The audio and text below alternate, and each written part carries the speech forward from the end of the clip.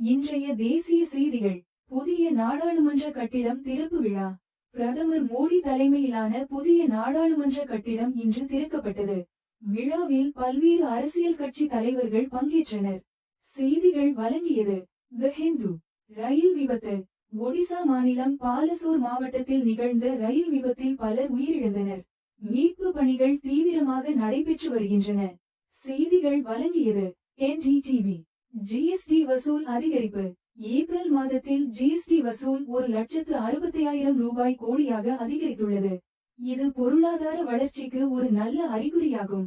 செய்திகள் வழங்கியது தினமலர். அமலாக்கத்துறை சோதனை. தமிழகத்தில் அமைச்சர் செந்தில் பாலாஜி தொடர்புடைய இடங்களில் அமலாக்கத்துறை அதிகாரிகள் சோதனை நடத்தினர். இது அரசியல் வட்டாரத்தில் பரபரப்பை ஏற்படுத்தியுள்ளது. செய்திகள் வழங்கியது விகடன். நீட் தேர்வு ரத்து கோரிக்கை. நீட் தேர்வை ரத்து செய்யக்கோரி தமிழக அரசு தொடர்ந்து வலியுறுத்தி வருகிறது. இது தொடர்பாக மத்திய அரசுடன் பேச்சுவார்த்தை நடத்தப்பட்டு வருகிறது. செய்திகள் வழங்கியது தி ஹிந்து. புதிய கல்விக் கொள்கை அமல். புதிய கல்விக் கொள்கையை அமல்படுத்துவதற்கான நடவடிக்கைகள் தீவிரமாக நடைபெற்று வருகின்றன. மும்மொழி கொள்கைக்கு எதிர்ப்பு கிளம்பியுள்ளது. செய்திகள் வழங்கியது என்டிடிவி. பெட்ரோல் டீசல் விலை மாற்றம். பெட்ரோல் மற்றும் டீசல் விலையில் இன்று எந்த மாற்றமும் இல்லை. விலை தொடர்ந்து நிலையாக உள்ளது. செய்திகள் வழங்கியது தினமலர். பணவீக்கம் உயர்வு. நாட்டின் பணவீக்கம் தொடர்ந்து அதிகரித்து வருகிறது. ரிசர்வ் வங்கி பணவீக்கத்தை கட்டுப்படுத்த பல்வேறு நடவடிக்கைகளை எடுத்து வருகிறது.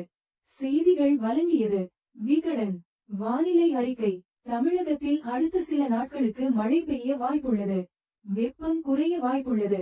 செய்திகள் வழங்கியது தி ஹிந்து. தங்கம் விலை உயர்வு. தங்கம் விலை இன்று சவரனுக்கு 200 ரூபாய் உயர்ந்துள்ளது. இது நடுத்தர மக்களை கவலையடைய செய்துள்ளது. செய்திகள் வழங்கியது என்டிடிவி. ரூபாய் மதிப்பு சரிவு. அமெரிக்க டாலருக்கு எதிரான இந்திய ரூபாயின் மதிப்பு சரிந்துள்ளது. இது பொருளாதாரத்தில் தாக்கத்தை ஏற்படுத்தும் என்று எதிர்பார்க்கப்படுகிறது. செய்திகள் வழங்கியது தினமலர். விவசாய கடன் தள்ளுபடி. விவசாயிகளின் கடன்களை தள்ளுபடி செய்ய மத்திய அரசு பரிசீலித்து வருகிறது. இது விவசாயிகளுக்கு பெரும் நிவாரணமாக இருக்கும். செய்திகள் வழங்கியது விகடன். வேலைவாய்ப்பு முகாம். தமிழகத்தில் இளைஞர்களுக்காக வேலைவாய்ப்பு முகாம் நடத்தப்பட்டது. இதில் ஆயிரக்கணக்கானோர் கலந்து கொண்டனர். செய்திகள் வழங்கியது தி ஹிந்து. விமான கட்டணம் உயர்வு. கோடை விடுமுறை காரணமாக விமான கட்டணம் உயர்ந்துள்ளது. இது பயணிகளை அதிர்ச்சி அடைய செய்துள்ளது. செய்திகள் வழங்கியது என்டிடிவி. புதிய திரைப்பட வெளியீடு.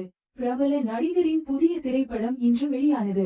ரசிகர்கள் மத்தியில் பெரும் வரவேற்பு கிடைத்துள்ளது.